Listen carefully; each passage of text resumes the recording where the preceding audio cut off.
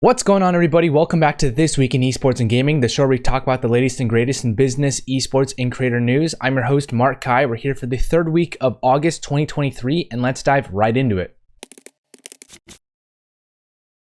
For our first top 3 story, 𝗠𝗿𝗶 and 𝗖𝗶 have launched a joint Patreon. They will pool together resources to have a greater reach while maintaining their individual brands and personalities covering gaming, esports, the creator economy, and the wider internet culture. 𝗠𝗿 was an assistant editor at the Washington Post covering gaming and esports with Launcher. He broke stories on TSM's workplace culture, the LCS player walkout, and most recent initiative, Reader Greb. 𝗖𝗶, on the other hand, has worked with ESPN, the Daily Dot, and Dot Esports with a number of stories on League of Legends and Activision Blizzard's franchise esports leagues. He's the CEO of Overcome and writes on his own 𝗖𝗶 report. The pair aims to build a long-term subscription-backed media company that is employee, creator, and journalism-owned or journalist-owned. Their pricing starts from $7 a month and goes up to $75 a month for a variety of perks. And it's interesting to see journalists finally take things into their own hands. I've seen this commonly with Vox, which isn't focused necessarily on gaming, but they have many video journalists like 𝗠𝗿𝗶 and Johnny Harris who start there but end up going independent on their own journeys and their own channels. It seems more and more like the line between content creator and journalist is being blurred nowadays. Think Mogul Mail's Ludwig, right? He's a content creator, but also has kind of started doing more of this news reporting thing. He does have a journalism background, as that was his degree in college, but still,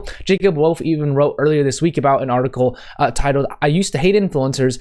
They might be doing journalists a favor," where he details how people want to feel connected with people who are delivering the information to them. He mentions things like how Gen Z and Gen Alpha are getting more used to paying for content, such as with subscriptions and donations, which might actually make it a more sustainable, journey for a media company or content company in the long run. Either way, regardless of what you think of influencers or journalists, I'm intrigued to see how this goes for 𝗠𝗿 and 𝗖𝗶. Best of luck, guys. For our second top 3 story, there are more gaming and esports quarterly earnings. Lots of numbers, so let's just dive into them. FaZe Clan, they reported a revenue of $11.7 million, which is down 37% year over year. Their net loss is $14.3 million, which is up 54% year over year. So net loss up means the net loss increased year over year.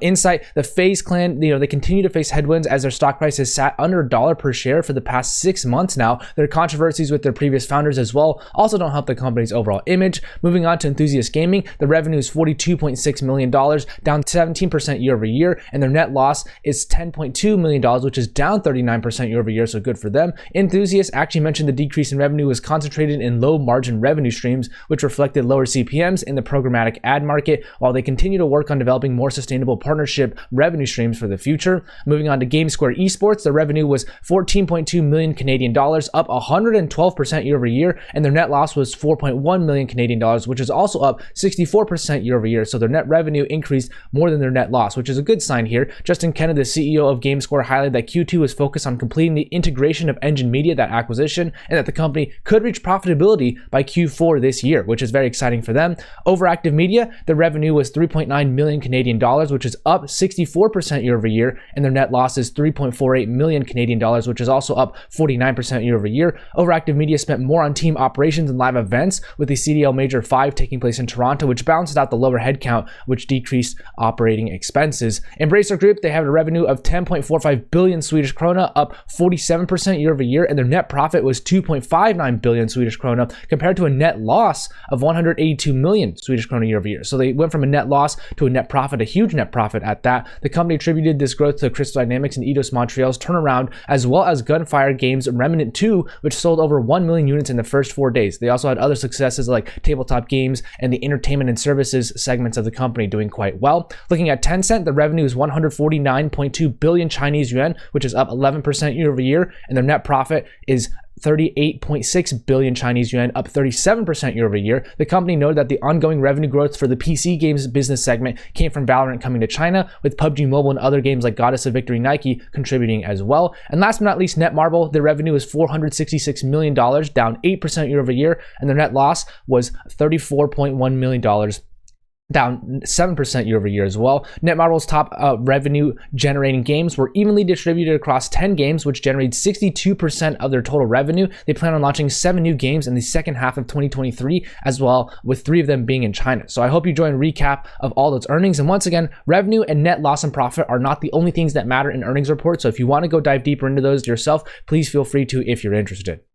For our last top 3 story, Play Ventures have returned a 1.5 return on their Fund 1, and they raised $78 million for their Fund 3 raise. Play Ventures Fund 1, which closed in December of 2018 and started investing in 2019, saw a net internal return rate of 66%, which is significantly higher than most early stage VCs target of 30% here. Fund 1 has invested in over 100 gaming studios, content tooling, and service companies with exits from WeWorks, which is now a Playtika studio, Savage Game Studios, which is a PlayStation studio now, and more. There's still 20 companies in the Fund 1 portfolio with 6 years remaining, so Play Ventures will continue to abide by the core principles of being founders first, authenticity, being as a Nordic heritage, and gaming to bring the best results forward. On top of that, Play Ventures has also filed a raise of $78 million with the SEC earlier this year about its Play Ventures Fund 3. That being said, this doesn't indicate the actual full size of the fund or other details yet, but it seems like Play Ventures are on a solid trajectory moving forward. All I have to say, it's pretty impressive what firms like Play Ventures and 𝗠𝗿 Ventures have been able to do with this economy. The Play Ventures focusing on a wide variety of gaming studios and companies, and 𝗠𝗿 Ventures focusing on underfunded and novel companies, emphasizing social experiences. It'll be interesting to see how other VCs raise in the near future and what's the differentiating factor between all these different VCs. As far as partnerships go, Samsung partnered with Google and 𝗠𝗿𝗖. The 3 parties have teamed up for a new tournament series called Galaxy Battles Superverse, where players will be able to compete in an open bracket tournament across Clash of Clans, Brawl Stars, and Clash Royale. The prize pool is $100,000 with Google Play gift cards, Samsung Galaxy phones, tablets, and headphones also up for grabs, and top finishers will also win an all-expenses-paid trip to the Clash or Brawl Stars World Finals. ESL Faceit Group partnered with ASUS. As a result, ASUS ROG will become the exclusive equipment manufacturing partner for the 18th season of ESL Pro League, which means ASUS ROG logo will be featured on broadcasts, and the Strix laptops will also be promoted. Dignitas partnered with Noble Chairs. Noble Chairs will become the official gaming chair of Dignitas, with the co-branded gaming chair to come later this year. I assume other promotional content and discounts will also come in the future as well. As far as finance and M&A goes, Skid have completed their divestment of Icon Esports. Skid Technologies has divested Icon Esports, the parent company of Chiefs Esports Club, to BLSS Holdings in Australia. As a result, 100% of Icon Esports shares will go to BLSS Holdings, with the share of EBITDA from Icon for 3 years as well going to BLSS Holdings. My good buddy Chris Smith has also joined BLSS as an advisor on a 24-month contract to ensure a smooth transition. Sega has confirmed the acquisition of Rovio. Sega's confirmation essentially shows that the requirements for Sega Europe to acquire Rovio have gone through, and that Sega will tender 96.3% of all issued and outstanding shares and votes in Rovio afterwards. Sega Europe is commencing a subsequent offer period from August 11th through the 25th to offer those shareholders of Rovio who have not yet accepted the offer with the further possibility to actually accept the offer. A lot of workforce changes this week. Wei Yu joins Amazon Games as the competition and esports director. Wei has a solid resume in esports, given his most recent role was the esports director for Ubisoft Montreal. He was also at Blizzard for over 8 years in a variety of esports roles for Europe, and he holds a bachelor's in business from Ludwigshafen University of Business and Society. Amir Satvat joins Tencent Games as the business development officer. Amir is a fellow content creator and a man who's helped out countless amounts of folks in the gaming industry find jobs. In fact, Dean Takahashi of VentureBeat actually wrote a whole feature about him and the work he did during the pandemic to help folks find gigs in gaming. So Amir is a great person here. Professionally, he was the head of global startup operations at AWS most recently, and he spent time at Amazon for 4 years. He worked on Amazon Games in the past as well, and he oversaw strategy and operations at Veeam Software as well as Dell EMC2. He holds an MBA and master's in biotechnology from the University of Pennsylvania. Michael Odell joined Scan Computers as the director of gaming and esports. Michael spent the last year or so at Infinite Reality as the chief gaming officer and was with Rec Global before the acquisition. He was also the GM of Dignitas for 16 years prior, so he's tons of esports experience in the space, and he holds a bachelor's degree from Nork Park.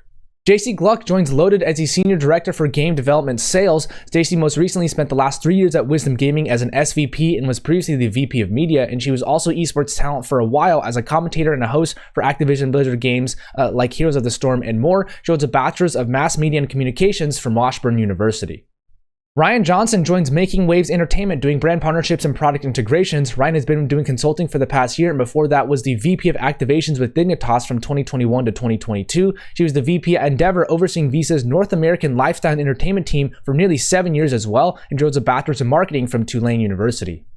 Maddie Larson joins WindUp Games as an M&A manager. Maddie was most recently with Zordix for the past 14 years as he was the CEO and founder of the company after he started in 2009. He's worked on games like Overpass, Aquamoto, Racing Utopia, and more, and he holds a master's in computer science from Umea University. Fabian Kerngast has been promoted to commercial director at 𝗠𝗿 Fabian has been with 𝗠𝗿 for around 5 years now, starting off as a sales manager before 3 promotions to get to where he is today. Before that, he was with A1 Telekom Austria doing business service, and holds a bachelor's degree from the Technical University of Graz. Vinicius 𝗠𝗿 joins Fluxo as the new CEO. Vinicius was most recently with BASE doing marketing communications for a year, and before that he spent time at Garena, CD Projekt Red, Riot Games, GOG.com, and more doing PR, comms, and marketing, and he has a bachelor's of communications and journalism from the University of San Marcos. Thomas Spencer joins Exit as the Director of Talent. He joins after spending a little over a year with Complexity Gaming, most recently as the Community Engagement Manager. He was also with Underscore Talent for a few months prior to Complexity, and he spent time at Exposure as well. Excited to see what you do in the future, Thomas. Congrats. Drew Holmes has been promoted to IP Director for Far Cry at Ubisoft. Drew has been with Ubisoft for 7 years now and was overseeing the brand narrative for Far Cry before. His role now expands to oversee all the IP for Far Cry. Before Ubisoft, he spent time at Deep Silver Volition and Irrational Games as well, and holds a bachelor's in theater and acting from the University of Illinois Urbana-Champaign.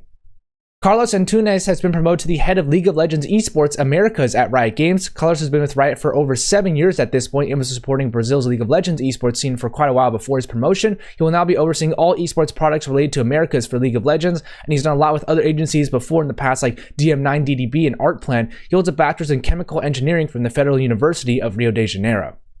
Julian Pro joins Room 8 Group as an EVP. Julian was most recently the founding partner with NeoBards Entertainment from 2017 to 2022 and worked with PC console and mobile titles as well. Before that, he spent time at BigPoint as a managing director, and he spent time at Activision, Ubisoft, EA, overseeing a variety of titles. He holds a master's in CG art and filmmaking from 𝗠𝗿𝗄. John Wilcox joins CI Games as the head of global comms and events. John has a plethora of experience in gaming PR and comms, as he most recently spent 4 years as the PR and events lead at Team 17 Digital. Before that, he was a senior comms manager at Jagex for 5 years and did agency-side PR at Media Safari 2. He holds a bachelor's in time-based media from the University of the West of England.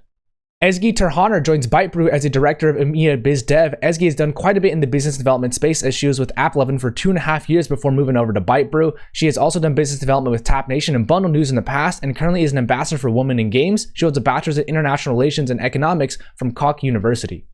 As far as new stuff goes, NetEase have launched T-0 Entertainment. The studio is fully owned by NetEase and will aim to create an original IP that focuses on an ambitious third-party online multiplayer sci-fi action game. Work at the company will adopt a remote-first approach for a flexible working environment, and the team is looking to hire game devs at the current moment as well.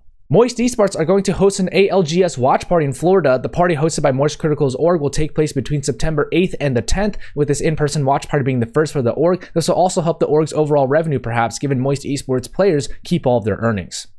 That's it for this week in esports and gaming. Thank you so much for tuning in. Credit to the authors and brands themselves for the images and information provided. If you want to go support the Esports Advocate, please check out the link down below to subscribe to their newsletter. And as always, everybody, if you know someone who find this valuable, please tag them down below or share this with your network. Have a great day, everybody.